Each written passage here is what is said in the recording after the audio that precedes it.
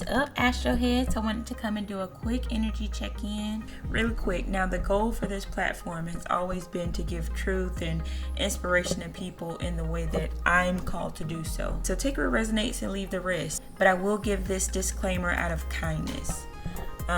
If you know that you're not supposed to be listening to this message right now, please don't offend yourself by continuing to do so. Go fill your time with what makes you happy. Your emotional well-being is your responsibility over anyone else's. So be kind to yourself and click off. Alright, so full moons, they're about endings or completions. They're about releasing things. Also about things being illuminated to you, being brought to light so that you can clear them away. So we have the full moon coming up in Virgo. Virgo energy governs our daily tasks and routines, health routine, work routine, family routine, charity that we do for others. And then it's in the environment of communication, our third house. So that's the house of communication in all forms, be it verbal, written, mental, transportation. And then our third house, it's about your community as well, or your network of people. So I think it's always important to understand the energy the moon is bringing us, so we know what areas we can expect some intensity in or some completion. So we'll dive deeper into this by asking 3 questions. What's being released from me? What's being shown to me, or what do I need to know right now? And then what's next? So first, for what are you releasing right now? You may have a personal matter, a situation in your work environment, your home environment, changes to your health that's now coming to its final resolution. You could be getting that communication that's coming to its final resolution.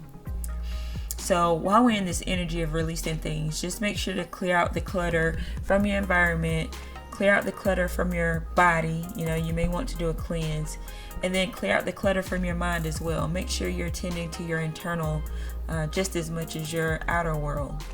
And then always be in a grateful state of mind. There's always something to be grateful for when you look around you. So then you can look at your personal matter from a position of, hey, this is happening for me. That way, when situations arise, you clearly know what your next step should be, or you even understand if you need to take time and process and revisit later. Also, tune out the noise of the people around you, because if you're linked to someone who does not have emotional control, then they'll pull you into their chaos. All right, so release clutter of all forms. So next we have, what do you need to know? And you may need to ask yourself the tough questions to figure that out. In what ways were you not caring for yourself? Or in what area did you need some serious growth in when it comes to your situation? In what ways were you not moving in the smartest way? They say God takes care of fools and babies. You might need to admit when you've been the fool in a certain situation. And instead of fool, let's just say pure of heart. Not perfect, but you've been a person with pure intent throughout the entire situation. That's what matters in the end. Only you and God will know your true intent. And in this season of reaping what you sow, intent matters. And in the end, I promise you, that's why God is moving for you in the way that He is on this. To protect you from things that you know nothing about. To vindicate you. To miraculously heal you. All because of your pure intent. And never change that about yourself. But now it's time to take yourself to school, because you can't be a fool out here forever. So really dig into yourself with these questions. In what ways did you downplay yourself for others to feel comfortable because they didn't know the difference between confidence and arrogance?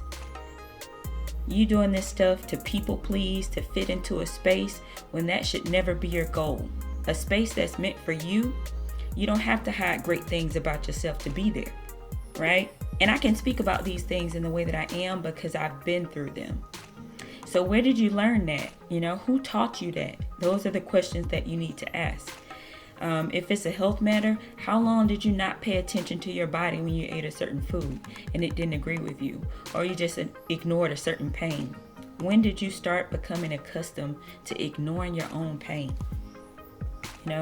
Those are the things that you really, really need to dig in and ask yourself. It all begins with you. When you point them fingers back at yourself, there's no anger to feel towards anyone else. And by doing this, you kick yourself out of victim mode. You're just a human being showing yourself grace while you work through something and choosing not to project it on anyone else or making everyone else responsible for tiptoeing around your trigger. You attack it first. And when you take care of yourself, everything else just falls into place. You treat yourself well, it sets the standard for how you be treated by others, or at the very least, respected by others. You treat your mind and spirit well, you'll have mental clarity and confidence in what your intuition is telling you. You can trust yourself. And then you treat your body well, your temple is going to be at peak performance for you. It's going to fortify that immune system. You'll be healing quickly from any ailments that you have. And then you'll have all the energy that you need to attain whatever goal that you set for yourself, right? So treat yourself well. And you start by admitting certain things to yourself, and fixing them. All right, and last we have, what's next for me? What's next is up to you based on what you've discovered after being honest with yourself and what you truly need in order to be the best version of yourself. Get your action plan together if you don't already have one, and actually take those steps to correct it. If you have one already, where are you with it? Do you need to tweak it a little? Do you need to break it up into smaller tasks so that you can make sure you're working on it daily or weekly? And I'm not going to pretend like this is an easy thing to do, because it's not, but it's very rewarding. And sometimes, as I said earlier, you can take situations and say, hey, this is happening for me.